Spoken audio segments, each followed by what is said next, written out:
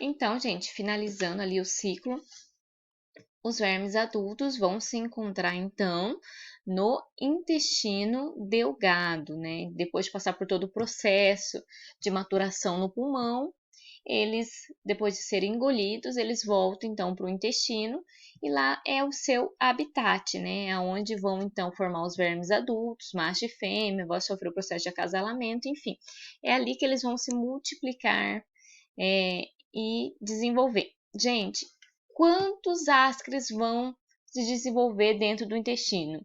Depende da intensidade, né? Depende da intensidade que você ingeriu, da quantidade de ovos que você ingeriu. Quantos mais ovos você ingere, mais a ascaris tende a se desenvolver no intestino, né? Então, tudo depende da quantidade do número de ovos, como eu sempre falo, do estado nutricional da pessoa.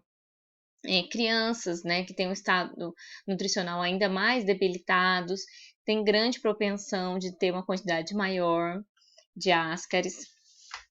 E esses ascaris, gente, a famosa lombriga, ela causa várias reações no homem, né? Por exemplo, ela causa reações tóxicas. O que é isso? Quais são as ações patogênicas que o ascaris causa no homem? Reações tóxicas que o ascaris lumbricode ele libera substâncias tóxicas que pode causar uma reação alérgica na pessoa, né? Reação alérgica pode aparecer reações alérgicas na pele, reação neurológica, essas toxinas podem chegar no cérebro, causar algumas sintomatologia relacionada ao sistema nervoso central, como, por exemplo, convulsões. Então, o ácido libera substâncias tóxicas, pode causar uma reação mecânica. O que é isso? Ela pode obstruir a passagem dos alimentos ali, obstruir o intestino. Vocês já viram a imagem, quando ela vai formar um novelo, né? Vários ácidos juntos, acaba então formando um novelo e impedindo a ação do intestino, né? Uma movimentação do intestino. Ação exfoliativa, o que é isso? O ascaris, gente, ele se alimenta dos nossos alimentos, dos nossos nutrientes. O que é isso? Ele precisa dos nossos nutrientes. Então, assim, às vezes a gente comenta, nossa, aquela pessoa come, come, come, come, mas não engorda. Tem lombriga. Por que a gente fala isso? Porque realmente, se ela tem o ascaris está se alimentando dos nutrientes que ela come. Então, ela vai comer e não vai engordar, porque o alimento não está sendo absorvido, né? Os nutrientes não estão sendo absorvidos. Por isso, acaba falando esse termo assim, ai, come, come, não engorda. Agora todo mundo vai querer ter um ascaris na barriga, né? No intestino. Gente, brincadeira. Mas é assim, a ação exfoliativa é isso, ela se alimenta dos nossos nutrientes, né? Pode até causar hipoglicemia, que ela consome o nosso açúcar também.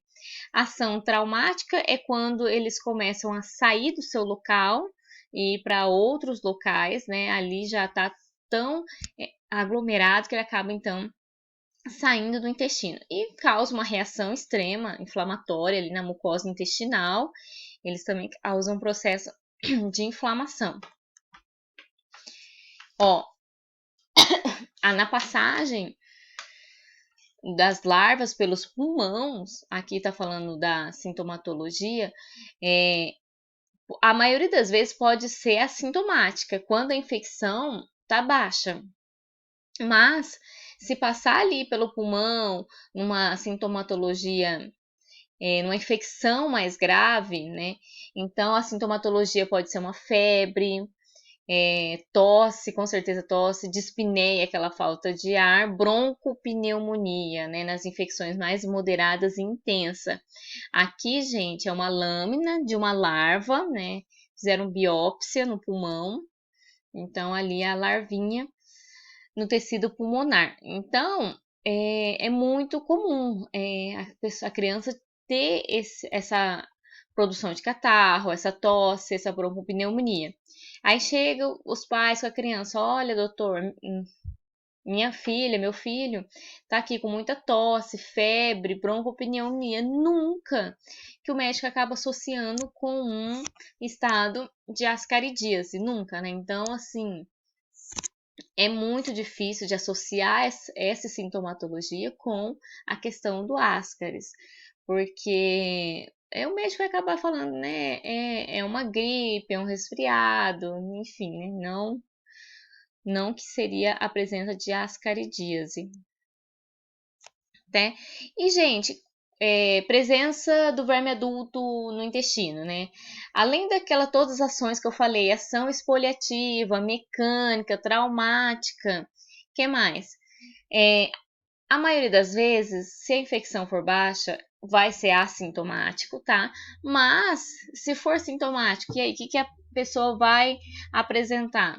Desconforto abdominal, náuseas, diarreia, pode ter aumento do apetite, como eu falei, ou perda de apetite, emagrecimento. Por que emagrecimento? Não está sendo absorvido os nutrientes, o ácido está se alimentando desses nutrientes. Irritabilidade, irritabilidade no sono, tá? A pessoa fica nervosa, ela fica mais nervosa, fica mais irritada.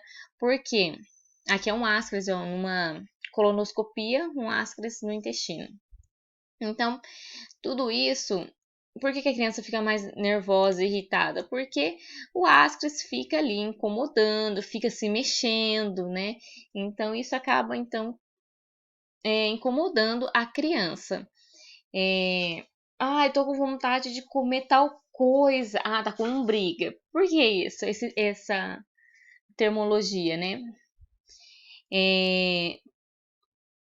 Vamos pensar assim, a criança tem vontade realmente de comer, quer comer, a pessoa quer comer por quê? Porque não tá tendo os nutrientes, quer comer um bolo, um doce, ela tá com hipoglicemia.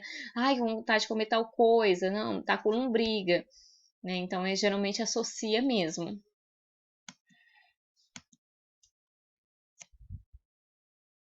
Vamos ver, eu tenho umas dificuldades de passar esses slides.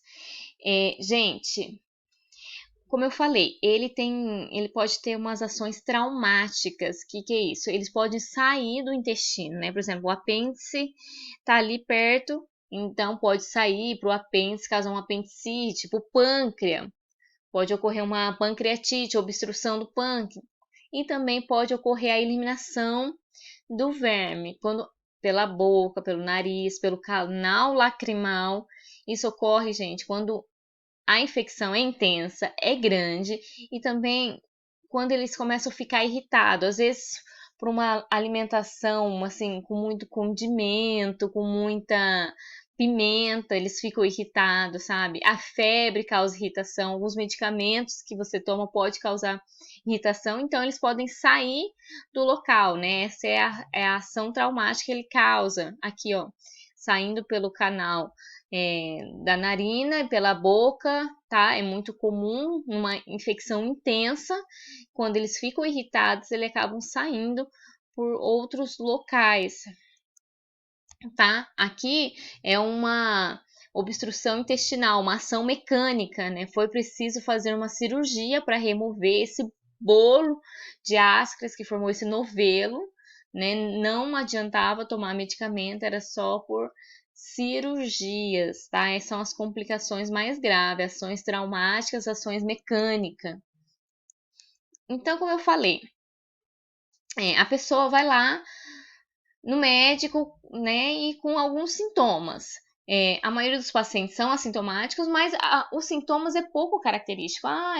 Doutor, tô com uma febre, uma tosse, é muito pouco característico, a não ser que já chega assim, olha, eu tô com diarreia, então é muito mais fácil, né? Então diarreia, vamos pegar então um exame parasitológico de fezes, tá? Então assim, para eu confirmar essa doença, a ascaridíase, para eu confirmar a ascaridíase é através do exame parasitológico de fezes. Então, eu vou coletar as fezes desse paciente para ver se eu acho os ovos que são eliminados pelos vermes adultos no intestino, pelo macho e pela fêmea, né? Então, os ovos que vai ser detectado no exame parasitológico de fezes. Não é sorologia nesse caso, tá, gente? Só confirma através dos ovos.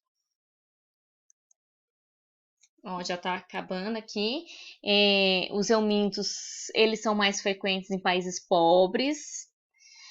Acomete principalmente crianças de 1 a 10 anos, pelo fato de não ter a higiene, né? Põe a mão no chão, põe a mão na boca. É muito frequente em áreas tropicais, no clima quente, úmido, porque é ideal para os ovos se embrionar. Você lembra que os ovos, eles são geoeumínticos, ele precisa de um ambiente, uma temperatura ideal, uma umidade ideal para poder, então, se tornar embrionado e infectar o homem, tá? Os ovos são resistentes no ambiente até 1 ano, como eu falei, eles são resistentes. A fêmea chega a produzir mais de 100 mil ovos por dia, então a produção é grande. A dispersão dos ovos se dá por vento, chuva, como eu falei, insetos, né, mosca, barata. Então, assim, é muito fácil de ser carregado para nossas alimentações, para as hortifruticulturas, lá na agricultura, tá? É fácil dele ser carregado pelo vento, pela chuva. E também condições precárias de saneamento básicos, né? E hábitos de higiene. Esse é o principal, porque na falta de saneamento básico é o que ocorre, principalmente a contaminação, defecar em locais inapropriados, enfim. Hábitos de não lavar bem as mãos depois de usar o assento sanitário. Esses os hábitos de pessoas que às vezes pode estar, principalmente criança, né? Não limpou direito a mão, põe a mão na boca, enfim. Gente, e profilaxia, para a gente finalizar. A profilaxia seria o quê? As medidas preventivas. Muito fácil, né? Educação ambiental, educação sanitária, né? Olha, construção de fossas sépticas. Como eu falei, se a gente sabe a forma de transmissão, a gente sabe a prevenção, né? Então, lavar bem frutas e verduras, consumir água filtrada e fervida, proteção dos alimentos contra poeira, insetos, tá? Tratamento dos parasitados, tratar todos os parasitados da casa. Educação e saúde, né? Que é principalmente para as crianças que são mais acometidas. Então, a profilaxia é bem tranquilo, questão mesmo de saneamento. E a aula de ascras bem tranquilo. Se alguém tiver dúvidas, pode me mandar um WhatsApp, perguntar. Agora nós vamos entrar no outro parasito que é toxocara. E fica certo então, gente.